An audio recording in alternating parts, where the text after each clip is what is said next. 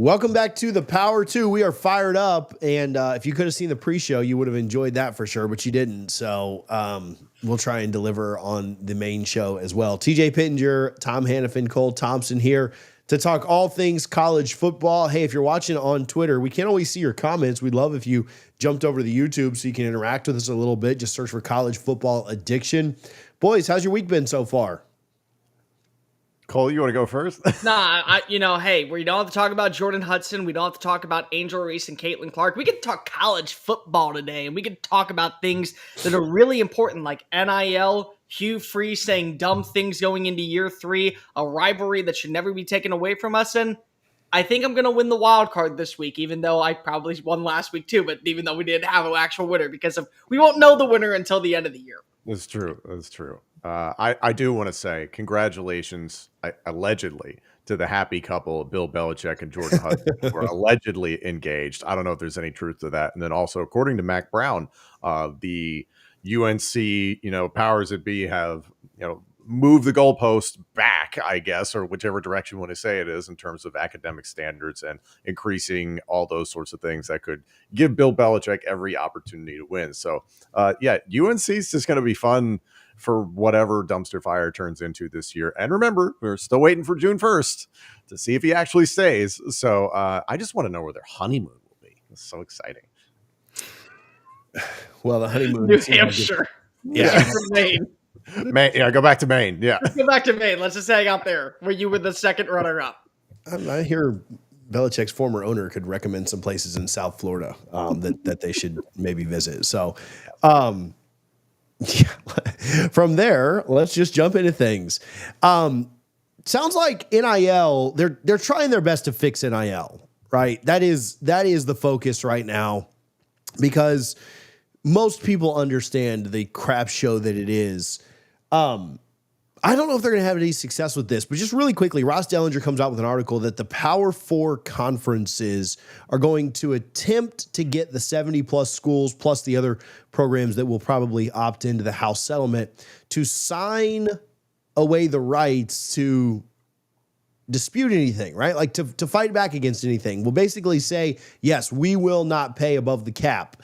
I think this has a lot of issues. I read the Staples article with On3. I thought his was really good. Kind of came at it from the Tennessee perspective, since Tennessee passed some legislation recently.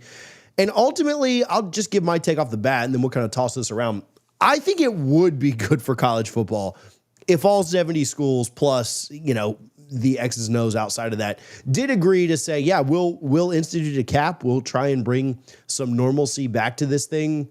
I think that would be a good thing. I think that would be a good thing for parity. I think that would be, it would put an emphasis back on actual recruiting and not bag chasing. It would put an emphasis on the way that you choose to pay your roster. I think it would, ultimately, I think it would be good for the sport. I think they're a long way away from that being passed. I think they're a long way away from that being a realistic thing, because at the end of the day, I don't think you can tell rich boosters what they can or can't do with their money when there's not some kind of a CBA in place, some kind of employment status in place. That's how the NFL gets away with it. I've heard comparisons from what Deloitte's going to do to, there's a reason the Cowboys can't have some local oil guy give Dak Prescott another $50 million and then lower his salary, because they've agreed to that through collective bargaining. And so I think we're a long way off. I think this is going to go back to the courts even once the House settlement is passed. But I guess, Cole, we'll start with you since you're pretty fired up today. Tennessee seems to be at the middle of this because Tennessee's legislature and Vandy too. I guess I'll give them the little nod.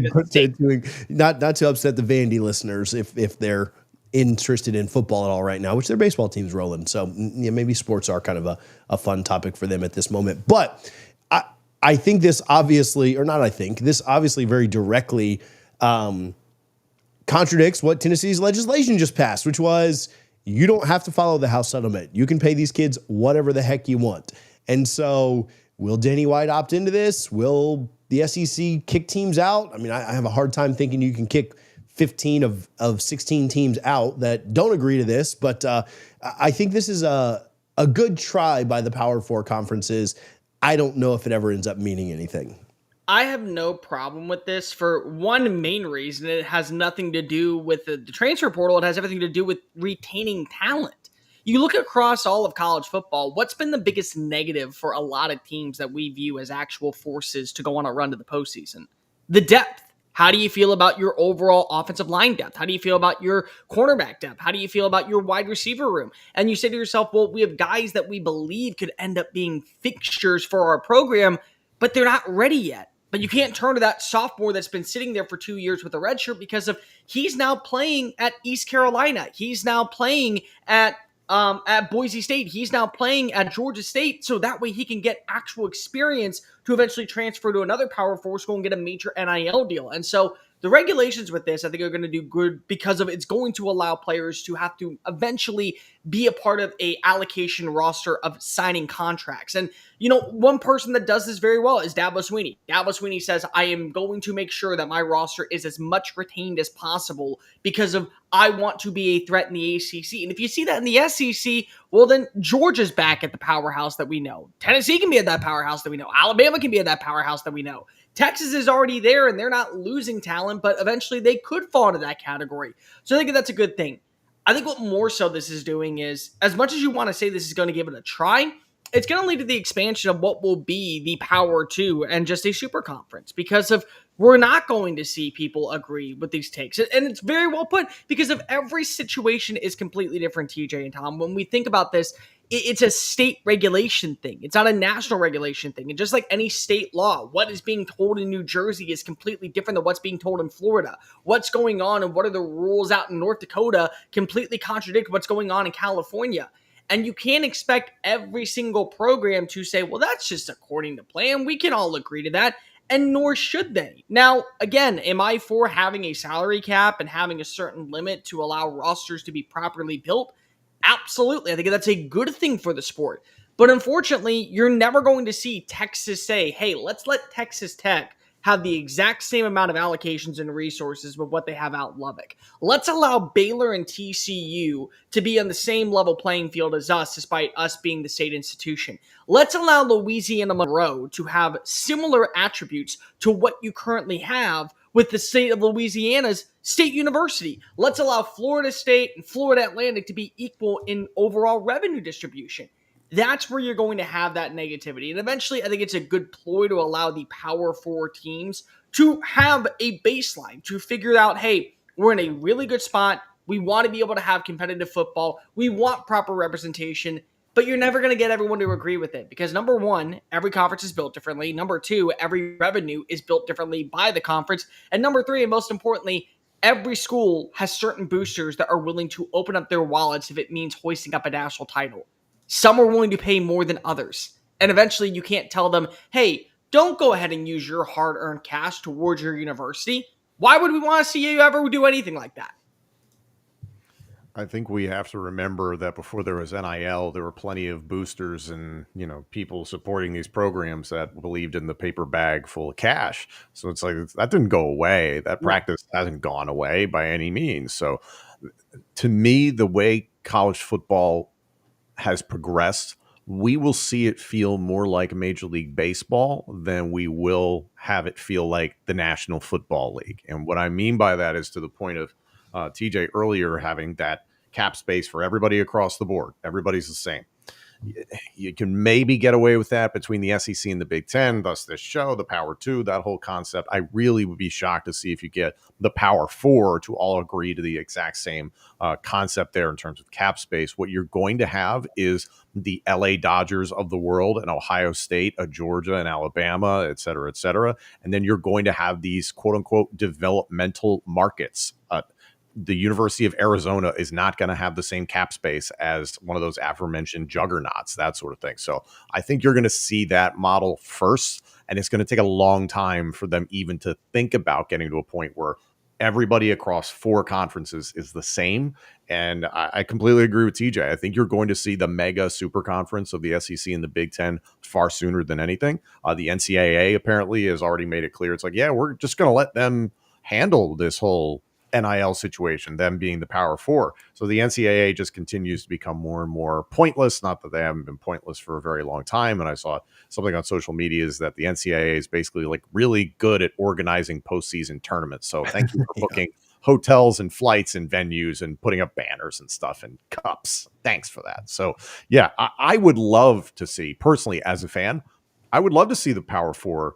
Everybody has the same cap space, but there will always be workarounds so long as college football has existed. There have always been workarounds. Let's not pretend that people's hands were clean back in the 1990s or any of that stuff. I always point towards Pony Excess at SMU. It's like, you think the people who nearly got the death penalty did get the death penalty, that those people who created that situation just stopped caring? Like, they're back, by the way. They're back again at SMU. So they're everywhere. You're not going to get rid of them. But there's this glorious future of college football. I'd be like, man, it'd be great if they got all this figured out, but they do need a collective bargaining agreement. They do need contracts for players. I don't believe employee status is the way to go. You need professional contracts. So we're a long ways off from this being fixed. Hey, Tom, you want to know what gets rid of the collective? You know what allows us to have a collective bargaining agreement?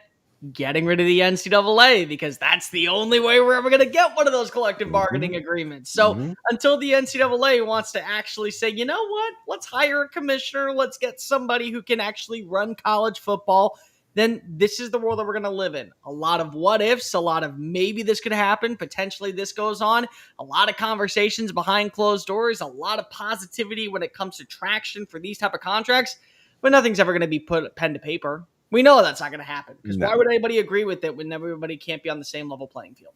The best case scenario, and you guys kind of alluded to it and mentioned it, is around that 2030 timeframe when the Big Ten's media deal is up, the SEC's is just a few years off, Florida State, Clemson, UNC, maybe others jump out of their situations, and we do kind of get a super league. If we had a super league of, what are there, 70 Power Four teams plus Notre Dame, so about 71, right? It's roughly half of FBS, the tier one. If we did get that formulated into 60 teams, right, that want to compete at this level, and they were under one media structure, and that super league of the Power Two, let's call it that because we'd like to sell the naming rights to the show. If we got to that and everybody was getting the same media revenue, I think that would be your best bet around that time frame when we may go to a super league, which we effectively have now. Let's be very honest. But when you do have everybody under the same umbrella and they are getting that same media rights revenue and they are able to compete at that level, because you're right. The most of the Power Two, if not all, can't afford this. If not, what are they doing running their athletic departments with the money they're getting from the SEC and the Big Ten, Fox and ESPN? But then you look at, Florida State, Clemson, Texas Tech. There are certainly schools that fall outside of the Power Two right now that can do it, but a Wake Forest can't, right? I struggle to think of Boston College or a Syracuse can. Arizona mentioned. There are certainly schools that, Cincinnati, I don't know that UCF could. Maybe in 5 years, being in the state of Florida, maybe they're around that threshold now, but I don't think they can right now. But I do think that around that 2030 timeframe, if we did have not just a super league effectively, but in actuality where we had that, maybe that would be a good time frame looking to do it. I do agree, though. It will just go back to the paper bag situation. And what's interesting is you mentioned, Amanda Kristovich, who does a great job reporting on all this stuff, basically put out today that the NCAA is no longer going to enforce the eligibility rules around paying players. Like, that is going to be on the conferences to enforce. Is the SEC going to suspend Alabama, or are they going to really do that to Georgia or Ohio, Big Ten to the Ohio States of the world? Why? Because they pay Georgia, because they pay Jeremiah Smith more money? I mean, I just don't think that's going to happen. And even if they do, that is going to court. Like, that is going to court because there's not an antitrust exemption. There's not a collective bargaining agreement. You can't tell these programs, boosters, players that you can't give or receive money. Somebody could super chat us right now, $500,000 if you're watching and you can do it. But I'd recommend it. Yeah, they can't tell them that you can't do X, Y, Z without the proper framework in place. And so I think we've got to get a few years down the road. I think this is going to be a nice try by these Power Four conferences. I don't think there's enough teeth to it. I don't think it'll hold up in court. The courts have shown that they are very pro-player. Any matters to do with NIL, any matters to do with money. And so it's a great thought. I would love it. I would love if everybody had the same cap, that you can't spend over X amount. I would love if enforcement came back and you didn't have, let's be very honest, $40 million for a roster is absolutely ridiculous. But I just don't think that we're super close to it. Now, some ADs out there think it is close. Some coaches out there think that it is going to happen and that it will provide a checks and balances.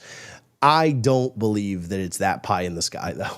I just love the fact that you said, well, Alabama's going to get suspended. Ohio State's going to get suspended. Let's ask television man Tom himself this. Hey, Tom, I can sell you on the idea with ratings that Jeremiah Smith got paid an extra $2 million, so we got to suspend now Ohio State. But Northwestern, they went 10-2 this year. They're going to be the team that we're throwing on the television rights. Like, it's not going to work because if you can't let the programs that bring in the highest revenue be penalized for it. If a Vanderbilt does this, you can easily throw them to the wayside because if they don't bring in enough money. If you do it to an Illinois, they can do it because if they don't bring in them enough money.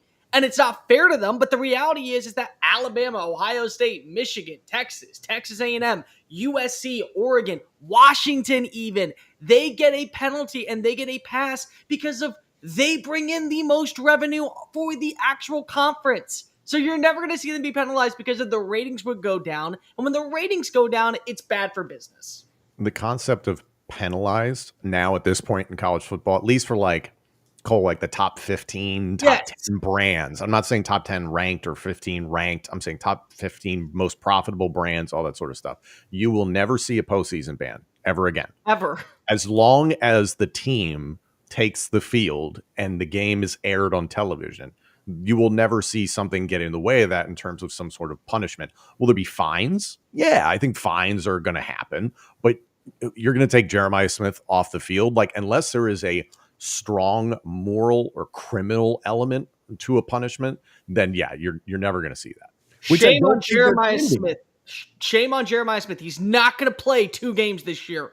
We're going to sit him out against Ohio, and we're going to sit him out against Nebraska. That's his penalty. Internally, that's what we got. He did wrong. Ty Simpson, you're not allowed to play this year. Right. South Florida, James Madison, those 2 games, not allowed to play in them. Self-inflicting ban. That's what we're going to see. Or Florida State. We could do the Florida State game if he'd like to sit that one out. I'm all for that one. So Austin Mack can win by 3 touchdowns? Okay, whatever it takes, man. If we can keep it a 24-point game instead of 31, then I am all for it.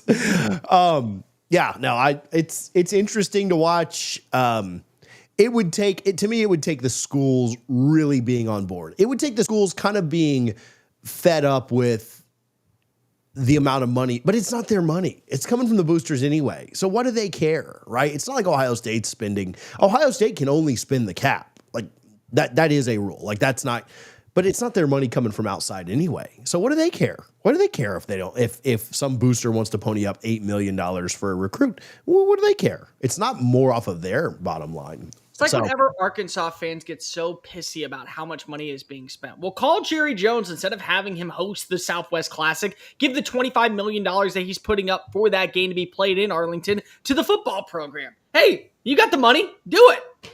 Yeah. All right, let's keep Cole really fired up here, and let's talk about Auburn a little bit. This happened right after our show, really, so this is not breaking news or anything, but it is the first time we've gotten back together. Listen, I was actually with Mike Norvell on Sunday and got to sit down with him for a few minutes before a booster event. There were only 3 or 4 people in the room. It was a pretty cool experience to get to sit down and chat with him. And I talked about pressure. I talked about expectations. I talked about a lot of things. And Mike was in a private setting, cameras off, with nobody around. And I think if he'd have looked at me and said, dude, like, I just need to get to a bowl game to keep my job, I would have reported that. Like I would have come out and said something about it, but it wasn't on TV. It wasn't on video. It didn't get aired everywhere. It would not have blown up the way that this did. If Mike, as a quasi media, mostly fan, I would have been beside myself. If the head coach, even though I understand where Florida State is, I would have been beside myself had Mike Norvell said, TJ, look, we just got to make a bowl. Like, I just got to keep my job this year. That's why we brought in Castellanos. That's why we went back to the portal. That's why we did this. I'd have been like, dog, this is Florida State. You're not just making a bowl. No, I know you're not going to, but you need to tell me that you need to compete for the ACC. That's what you need to say. That is the coach thing to say. Hugh Freeze, though, didn't feel that way. So, Cole, take it away. Look, he was on the what is it, not round table, the next round. He was on the next round live with everyone out in Alabama for the golf tournament, and he was talking about what is going to be the future of year 3 at Auburn. And the big takeaway was, we have built a roster. We got to make a bowl game. We have got to make a bowl game this year. And I will start off by saying he is 100% right. They do have to make a bowl game this year. They do have to make a bowl game this year. Now, with that being said, let's go ahead and actually talk about the elephant in the room. No, Hugh Freeze, you do not need to make a bowl game this year, because making a bowl game is what the expectations are at Mississippi State going into year 2 for Jeff Levy.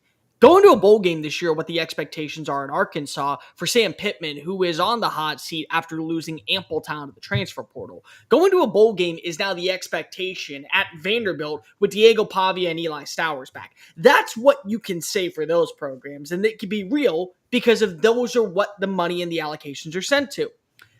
Auburn this past season turned into Miami 2.0 and Texas 2.0 in year 3 of their head coach. They went fully invested. They went out in the portal and they brought in pieces. They went out in the portal and they made sure that they upgraded at certain positions. They have, in my opinion, 2 of the best wide receivers in college football, with Eric Singleton coming on in from Georgia Tech, and then of course you have Cam Coleman. They have a quarterback that it does fit their system extremely well in Jackson Arnold, and they brought in Deuce Knight. So it is going to be an upgrade over what you had last year with Peyton Thorne and whoever was QB2.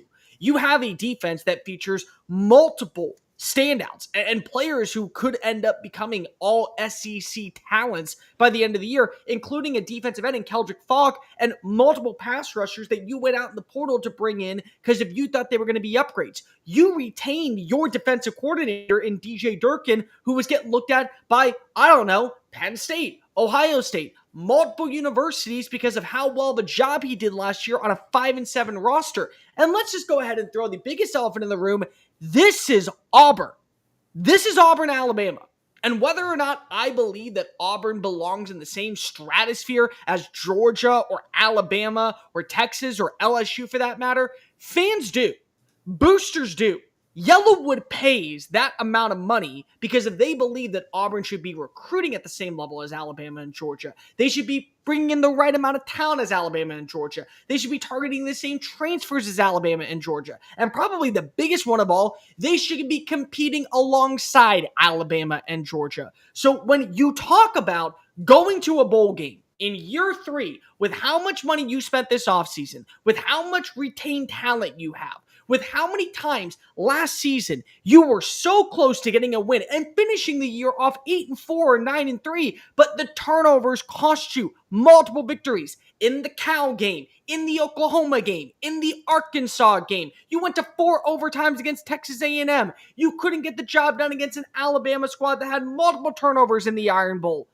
It's not about going to a bowl game. And I understand that if this was any other coach that kind of felt the pressure as a first-timer taking the reins, maybe we'd give them the slight pass. But this is Hugh Freeze. Hugh Freeze has beaten Nick Saban.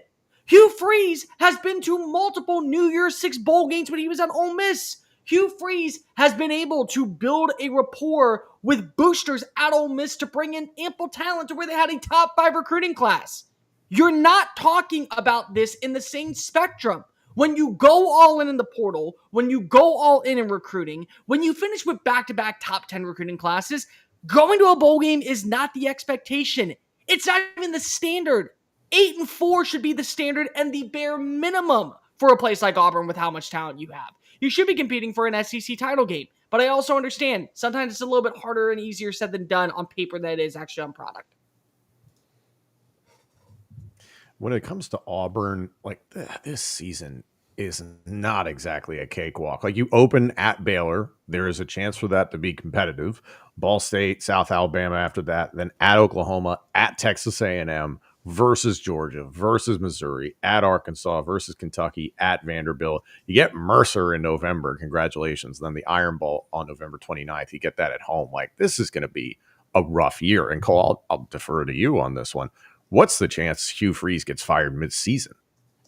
Slim to none. I think he would at least stay until the end of the Iron Bowl. They would let him coach out through the rest of the year. Like, it would have to be such a detrimental downfall. Like not 10. Like if they drop the Baylor game, No, right? I mean he's feeling the heat, but he's not gone after the Baylor game. He's not. It's not going to be a Scott Frost 2.0 where 2 weeks into the season they say, you know what, this was a bad idea. We should have just gone ahead and cut our losses last year. He'll be there going up to the Iron Bowl, but there is no guarantee that he is safe at all.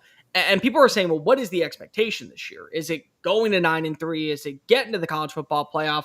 No, I think if you're 8-4, you save your job because of that schedule does have its tall task. You have to go play in College Station. You have to play against Georgia. You have to play against Alabama. You do have a Baylor team that is vastly improved that I don't think enough people are talking about at a national perspective. But also it's Auburn.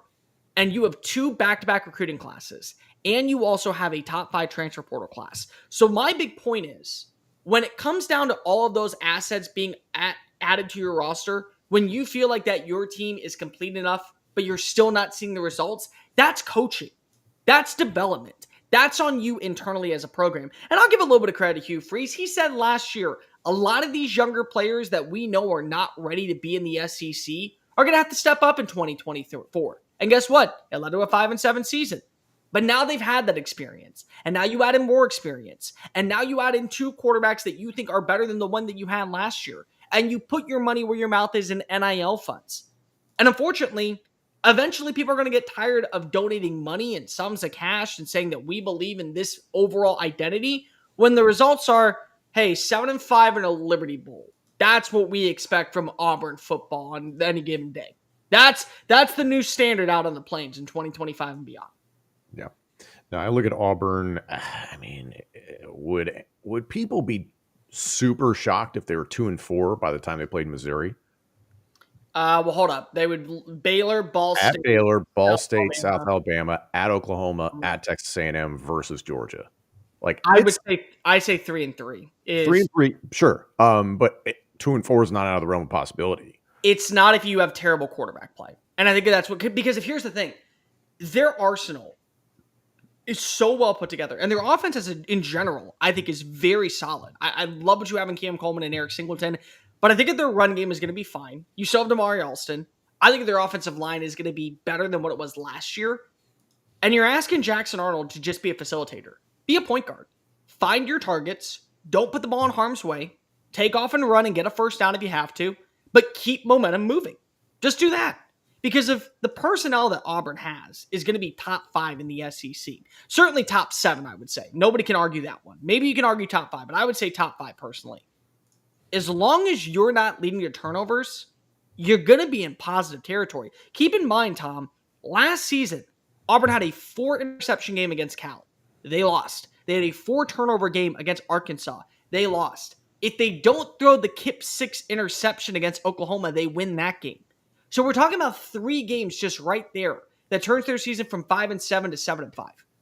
I mean, like, that's what we're going on. I mean, 5-7 to 8-4. Right. I mean, we're literally right there, and you feel like that you've gotten better at the quarterback position.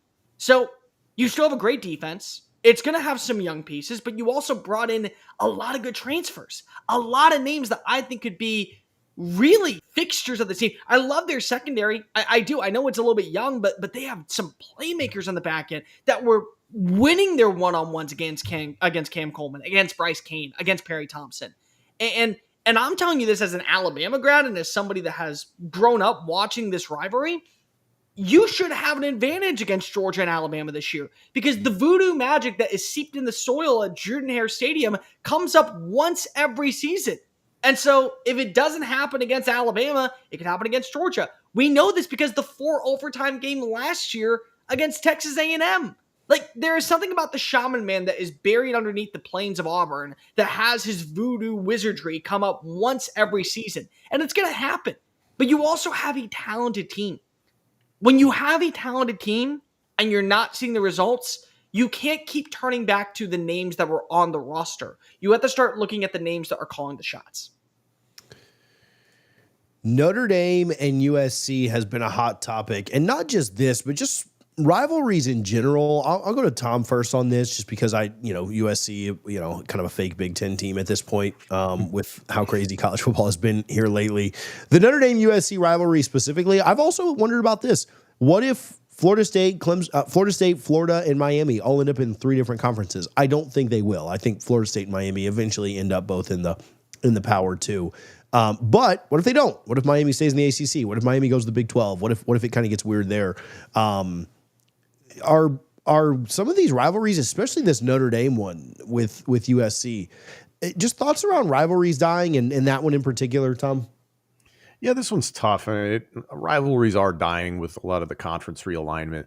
I look at this one, and as a fan, I wasn't tremendously broken up. And I think it's because there's not a lot of heat in the rivalry itself. Like, it's not Texas, Oklahoma. It's not Miami, Florida State. It's not Georgia, Bama, or Bama and Auburn. It's not Ohio State, Michigan. You know what I mean? Like, those are contentious rivalries that are palpable when they step on the field. Yes, the teams play hard because they're big time programs, but Notre Dame, my issue with them as a fan is they play a lot of dead rivalries. We've had a rivalry with Tennessee for forever. It's like, do the players give a shit? I mean, and then they play Stanford. It's like, we played them for forever. We played USC since 1924, 95 times or something like that.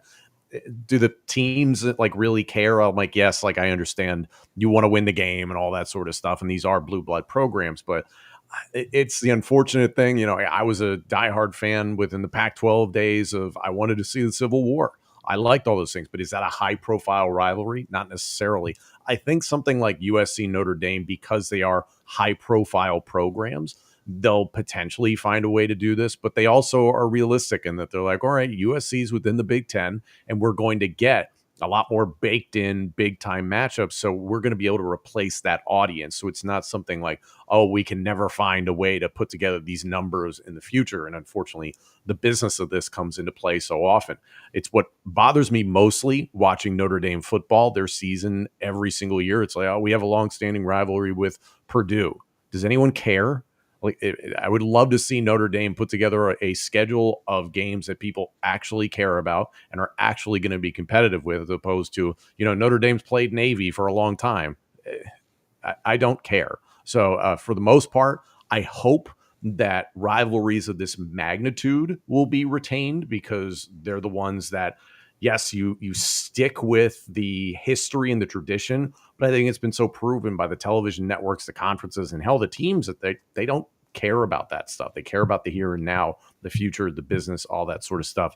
As a fan, I would like to see more regional stuff get going. Like, give me Indiana versus Notre Dame on a far more regular basis, because there is genuine heat there. You know what I mean? Like, I would like to see Penn State versus Pitt. Give me the backyard brawl again. Like, I would like those things rejuvenated. But again, if it doesn't make dollars, it won't make sense.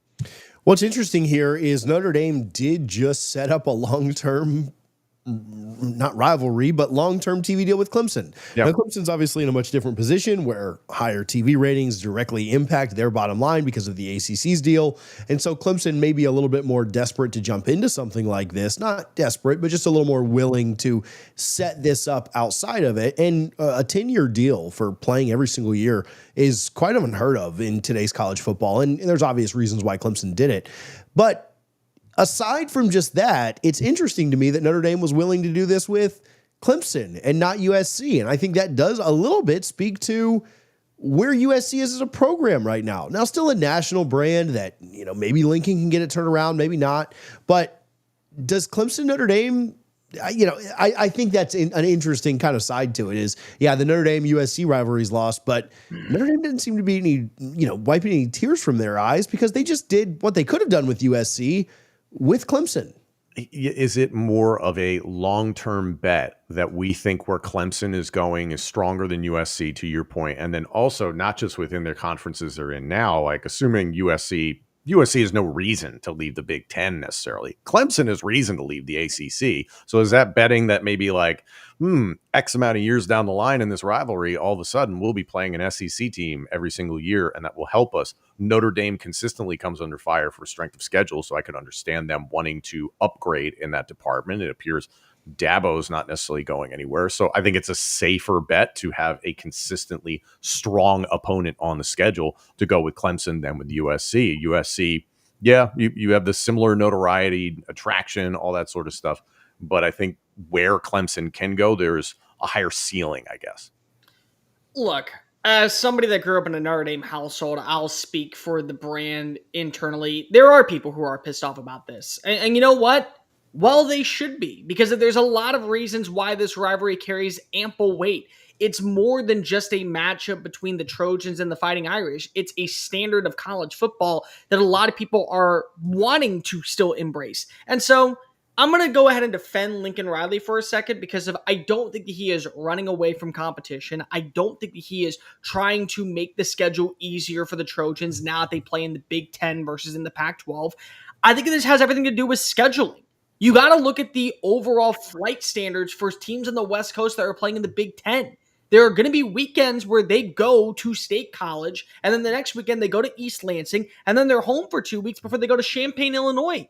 And those are conference games. And so now you got to throw in the travel experience for Notre Dame and say, why are we going to continue to make that ample process when all it does is hurt us as a program? It doesn't help us with wins. We end up now missing out on the college football playoff and missing out on certain revenue when all these other teams in our conference that have 9 other conference games have got to play, I don't know, Akron. They get to play Georgia State. They get to play FCS Austin Peay. That's one of their non-con games, and we got to play this matchup where we have to travel right after traveling the week before to Piscataway, New Jersey. It's unfair. Now, with that being said, there's a way that the NCAA could do this. There's a way the Big Ten could do this. Make the game either one of two things. Number one, within the first 2 weeks of the season, that way you guarantee your roster is fully healthy and you keep the ambiance of the rivalry. Or number two, make sure that whenever you are scheduling these matchups, if it is Notre Dame having to travel to the West Coast to California, USC's at home for 2 games in a row. That way they don't have to worry about making that travel lodge. They can actually be welcome. Or if they got to travel to South Bend, they get to stay at home before they have to make that travel. You can make this work if you want to, but the problem is that nobody seems to want to do that. And I don't really care if USC is saying, you know what, Notre Dame has an easier pathway to the playoffs because of they're a fake ACC school. Number one, they're an independent. They don't need to worry about the ACC because they have the deal with NBC. If anything, the ACC is making sure that they schedule games against Wake Forest and Virginia, and you throw in NC State or maybe you throw in a Duke every once in a while because of they need that revenue more than Notre Dame needs that revenue. So honestly, when you talk about the ACC welcoming in Notre Dame and then saying, hey, you don't really need us, we actually need you a little bit more, that's why you have this game that means so much to them. Because if the Clemson game is going to do wonders for the ACC and for Notre Dame, I think it can do wonders for both USC and Notre Dame. I hate the fact that we're taking away this rivalry. I understand the reasoning. I don't think it has anything to do with the level of competition or the fact that Notre Dame or the USC is afraid of having to go face off against the Fighting Irish because it could hurt their chance of going to the postseason, or that Lincoln's running away from overall great rosters. I think this has everything to do with scheduling and the way that the Big Ten is built right now with having these conference games that are cross country. But you can make it work if you choose to. The Big Ten and Notre Dame just have to play even keel and say, hey, when we're hosting you, you are not allowed to play, you are not allowed to have back-to-back road games afterwards if you're USC. Or if we're coming to you, we get 2 home games afterwards to recoup, because it's unfair for us to have to go play against Rutgers and Penn State and Illinois and then Notre Dame when we don't get to have a home game in the middle of that process. Yeah, I think that makes sense. The other thing about the scheduling, USC does play Notre Dame next year in 2026. Yeah. I looked up the future opponents really quickly. And I do think that we are going to get a new scheduling model very soon with the Big Ten and the SEC playing each other more often, the premier matchups, because it is all about TV dollars. I will say the Big Ten's big boys are playing really good out-conference games. We know that Michigan's playing Oklahoma this year. Ohio State's playing Texas. Ohio State has Alabama on the schedule in 2 years. Oregon's is not as good, but a lot of these were done before they jumped in the Big Ten, but they've got Oklahoma State and Baylor on the schedule coming up. And, 5 years ago when those games were scheduled, they were probably more exciting than maybe they will be when they happen. Although I think Baylor's trending up right now. So I will say, USC, I think this may get fixed. I don't know if it's going to be a yearly thing, but I do think that with the new scheduling kind of model that we probably get within the next half a decade, this will get fixed. And if it's not USC playing a massive matchup against Notre Dame, it is USC playing a massive matchup against Georgia or against Texas or programs like that. I mean, shoot, that'd be a fun one for sure, thinking about 2005, 2006. But I do think that this will get fixed. I don't know if it'll be the rivalry that happens semi-annually or not, but I do think that scheduling will become more uniform and come to kind of a head. Again, going back to the NIL topic, when we get closer to an actualized power conference, power league type situation. Look, I'm not trying to go ahead and keep this going, but just real fast, do you think it would be beneficial for Notre Dame? Because everyone wants to talk about their schedule and how easy and relaxed it is. Well, then you throw Clemson in. They're not going away quietly. Well, we took away the Michigan-Notre Dame rivalry. Just throw that one back in if you want to keep it regional, because guess what? That's going to be a great matchup. But if you want to say that Notre Dame belongs in the play, shouldn't Notre Dame at this point also, knowing that they're going to be scrutinized or criticized, say join a conference because you're in a conference for every other sport besides football, shouldn't they want to make sure that that USC, Michigan State, programs that actually have sustenance are on their schedule on the regular? Because if they beat their ass, congratulations, you lose the argument that Notre Dame is not good enough to be in the postseason. I mean, I would like to see Notre Dame in a conference. I mean, if that's the question, I would like it more uniform, and I'd like more of that to happen. I do think the idea of Notre Dame's schedule being easy is maybe a little bit of a misnomer. Like, for the next 10 years, they play Florida State, Clemson, or Miami every single year. And a lot of those years they played two of them in the same year. Now, Florida State being down certainly has changed things the last year or so. But I do think Notre Dame does play an okay to tough schedule. And so, I don't know. They never played. And the thing I have a Notre Dame buddy that we were always close in high school. And the big thing he always prided himself, they don't play that FCS level opponent. Now, do they play Purdue? And can you have an argument that, all right, well, what's the big difference there? I mean, there is a difference. So I don't think it's a competition thing with Notre Dame, because I do think they're playing a pretty good schedule most years, and they do schedule fairly well. They still have Michigan State on the schedule quite often. They do play Navy still. So I don't know. I think that Notre Dame does a decent job with it. I tried to scroll through real quick. They're obviously always going to have the ACC opponents on there. And I think with the ACC scheduling model that we've talked about, that's a big deal. They've got Texas and Arkansas on the schedule in 2028. So I think they do schedule okay out of conference. Well, I guess everything's out of conference, but I don't think I don't know who this falls more on. Likely USC, again, due to the travel and the fact that they're playing all those Big Ten schedules anyway. But I will push back on, or not maybe push back on, but I will point out that I do think Notre Dame schedules pretty effectively. They play in Blacksburg, against Miami, against Texas, against Arkansas, and against Clemson, all in the same year in 2028. Like, this idea that Notre Dame has an easy schedule, are there times it's easier? Yeah, but if Florida State's coming off a 13-0 and they play a better, regular season this year, we don't look at Notre Dame's schedule the same way that we do this year. Yeah, but TJ, they're going to end up going 5-0 in those matchups and then lose to Western Michigan. That's what happens with Notre Dame football. Northern Illinois would like a word last year. Hey, that was a tough. I bet when they scheduled Northern Illinois, they thought that was going to be pretty tough. Let's go to this. Tom's kind of in this world, so maybe he's a good one to start it. College football to pay-per-view. Is this a possibility? I'm stunned this hasn't happened already. So for those who don't know, I work in the world of professional wrestling. I have for 13 years between WWE and TNA.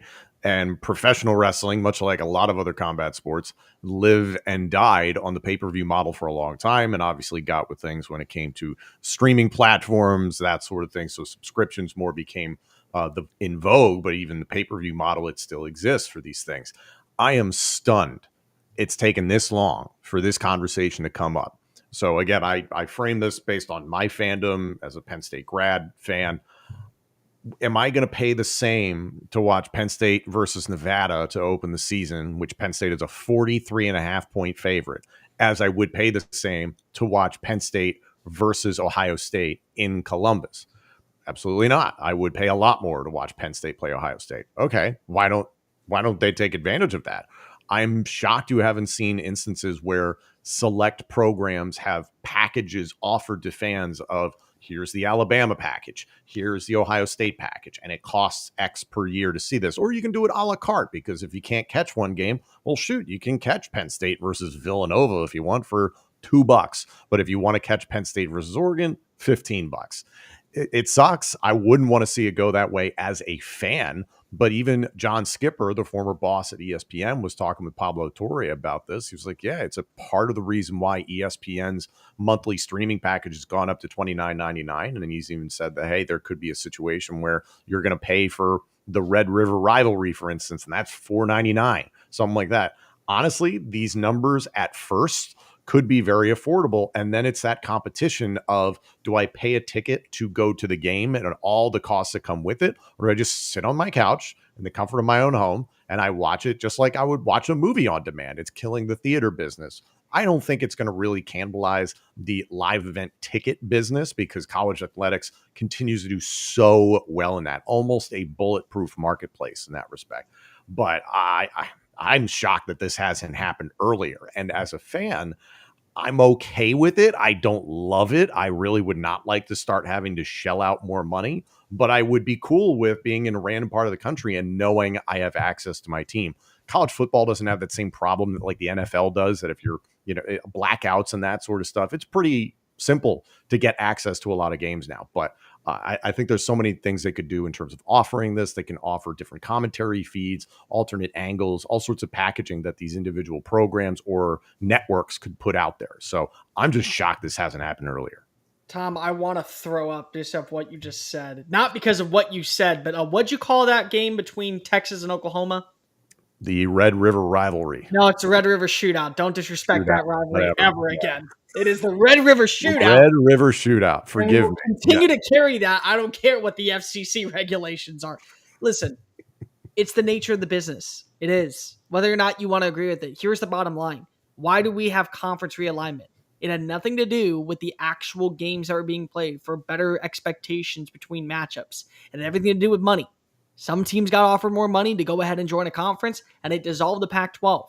Look at USC and UCLA. They got offered to go ahead and be a part of now playing in Piscataway, New Jersey, and State College, Pennsylvania, and Champaign, Illinois, because it was going to be a higher profit for them. And then Oregon and Washington signed on up when you watch as several teams decided to head on over to the Big 12.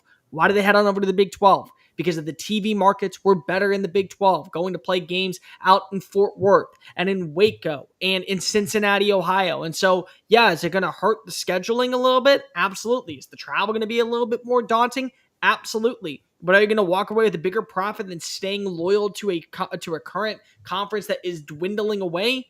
Absolutely, you're going to earn more money. And that's the nature of the business at the end of the day. So you can't be arguing that.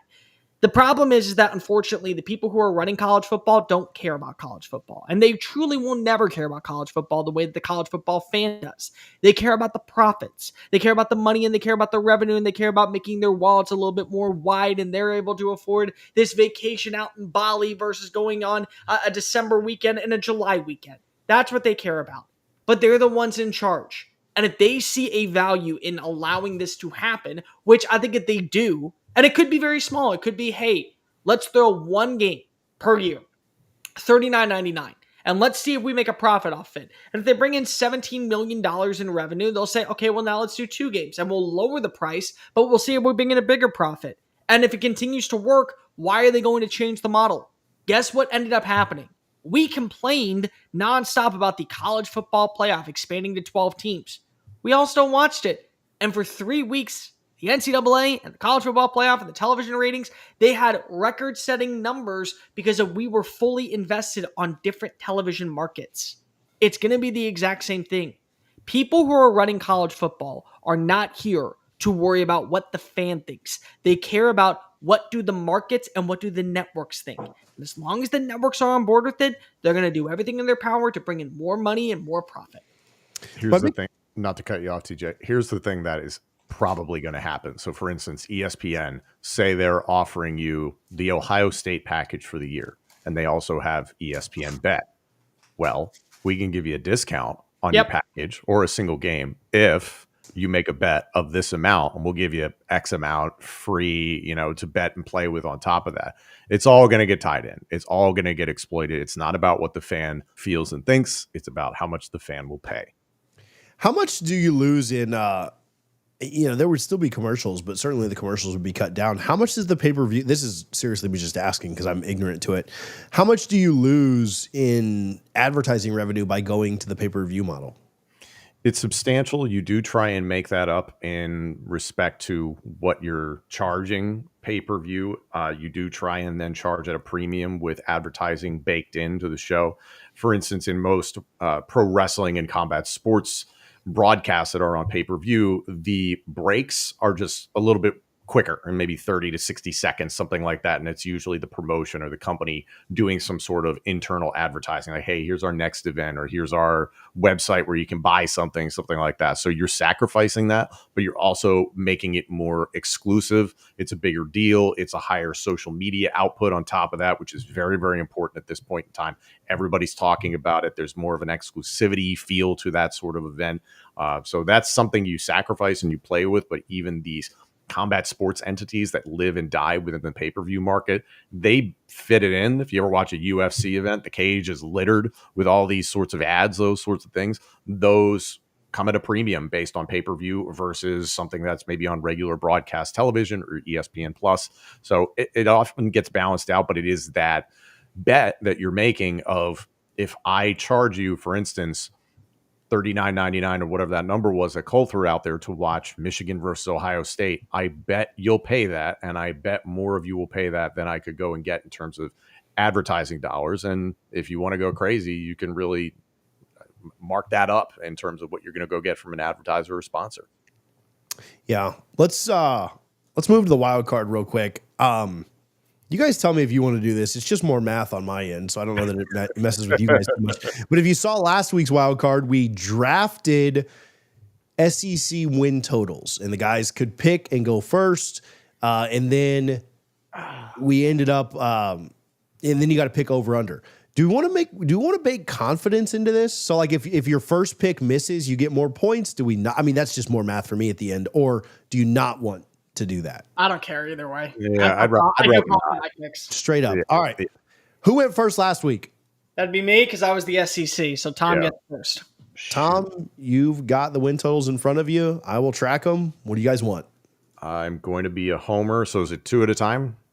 No, it's one for you. We'll snake it. Then when we get down to the last 4, we'll go back singles so that nobody's left with 2. I'm going to show some love for my boys. Over 10.5 for the Penn State Nittany Lions. I think they can beat Oregon, getting that as a home game. I think that point in the season, Oregon will still be dangerous, but I think what Penn State can put on the field should be able to beat them. That Ohio State game is still a toss-up for me. November 1st at Ohio State. Don't love that.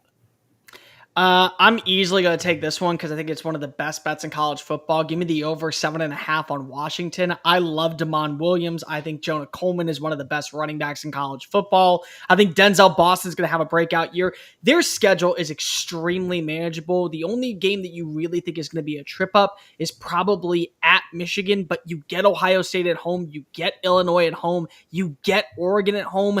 You could easily get to the 7.5 marker. And then I'm going to take, it feels wrong, but I don't like them overall. I think Wisconsin's in for a down year. I'm going to take the under on Wisconsin at 5.5. I think they're more so a 5-7, 4-8 roster. I'm not really sold on Billy Edwards as a starting quarterback. I still have questions when it comes to the run game. I have questions when it comes to the defense. And while I do think that you made a change at offensive coordinator by bringing in Jeff Grimes, is that really the move that Luke Fickell wanted to make? So give me the under on Wisconsin.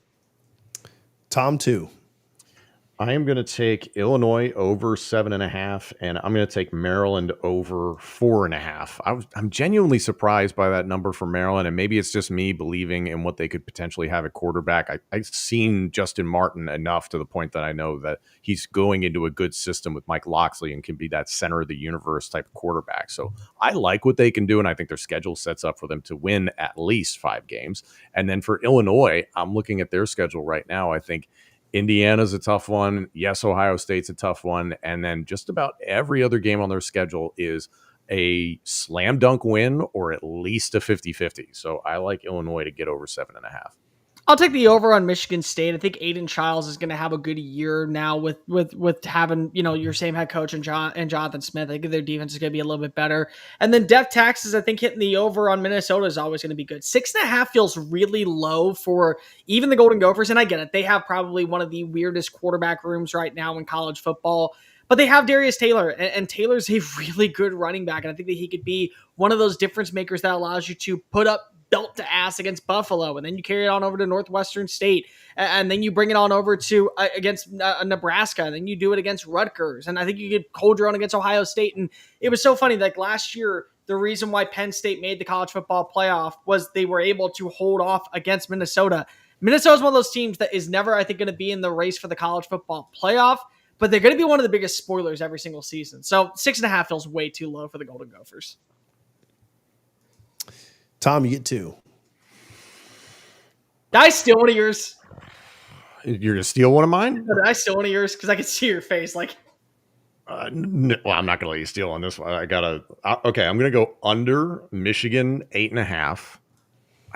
The quarterback situation being what it is, and a lot of pieces going off to the NFL, a lot, especially on defense.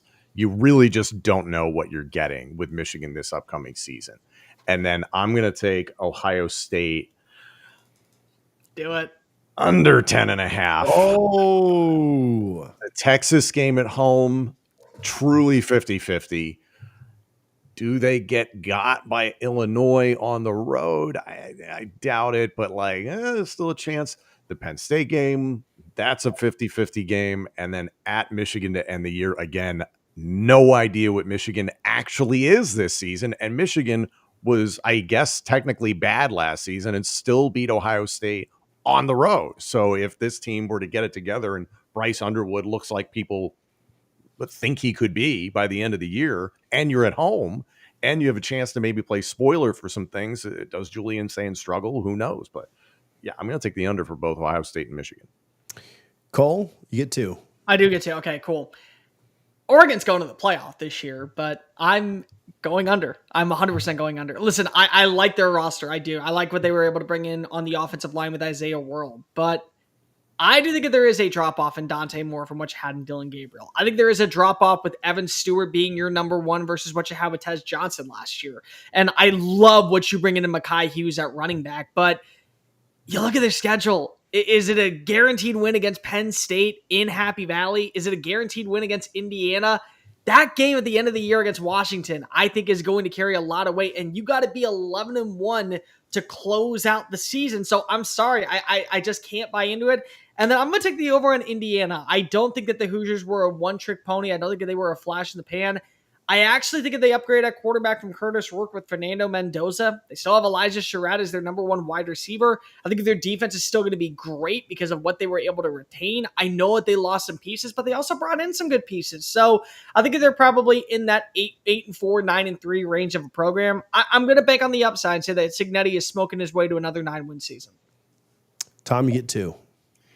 Northwestern under 3.5. Damn. They're going to win 2 games this year. And I'm trying to think of what their games are. I just had it up here a second ago because one of them is UL Monroe, which also, I was kind of 50-50 on that one. And then against Western Illinois. So they should win those 2 games, but they open against Tulane, at Tulane as well. So I'm I don't love that for Northwestern. I think they go winless within the Big Ten this year. So I could see them being 2-10. And then give me UCLA over 5.5. Throw some love at Nico Iamaleava and a program that now the expectations are for them to make a bowl game, that he's there. So you're going to have to get over 6 wins. Cole? Do I get 2 or 1 of this one? Let's go. Oh, there's 18 here, so it's not as even. Go 2, and then we'll go 1-1-1 to end it. Okay. Iowa over 7.5. I think that their offense is going to be better than average. I do. I think their offense is going to be better, and I think that their defense is going to be back to a Kirk Ferentz-led defense. I don't think that they're in that 9-3 range, but they're going to be in that 8-4 range. And then, man, this is where it gets really challenging down to the end. I'm I don't know. Let's just be that asshole because I hate this program. I'll take Purdue minus the minus 2. Damn it. Yeah, give me the under on them. I think that Malachi Singleton will probably be a better quarterback for what you want to run with Barry Odom's system, but I still think that they're probably a 2-10 team this year. Tom, you get one here. Who's left? Help me Nebraska, Rutgers, USC. Damn. I avoided 2 of them for this reason. I'll take Nebraska over, and it's kind of a shot in the dark. Like I could see them going 8-4. I think Dylan Rayo and Holgerson have a nice season, but there's a lot of 50-50 ball games on the schedule for Nebraska. So kind of a shot in the dark there, but I'll take the over. I'm going to let Tom go ahead and decide how he feels about this program. So I will take the over on Rutgers. I think that there's enough to believe in when it comes to Greg Schiano-led programs where they'll get an upset win. They'll lose a game they probably shouldn't. That's kind of where we are when it comes to a Rutgers-led team. So you have to pick USC, but USC. I have to take USC. Let me pull up their schedule real fast. Hold on 1 second. USC is at 7.5. Enjoy this. Let's see, Missouri. 1, 2, 3, 4. They're under. On that line. I'm taking under. Yeah, I'll take under. Yeah, because just looking at this, you're at Illinois versus Michigan, at Notre Dame, at Nebraska, all right in a row. You are against Iowa and at Oregon. Too many 50-50 games there for me to really like that. Yeah, I'm going to take the under. All right, we got them locked in. We'll do if you guys want to keep going, we'll do the other 2 next week or in the next 2 weeks. ACC and Big 12. That's the podcast we do after this podcast. The other 2. Yeah, the other 2 on the power 2. The week 2. All right, TJ Pittinger, Tom Hannafin, Cole Thompson. We appreciate you guys for hanging out. We'll be back next Wednesday. Again, if you watched on Twitter X, make sure you go subscribe over on YouTube or wherever you find your podcast. We appreciate you guys for hanging out. We will talk to you soon.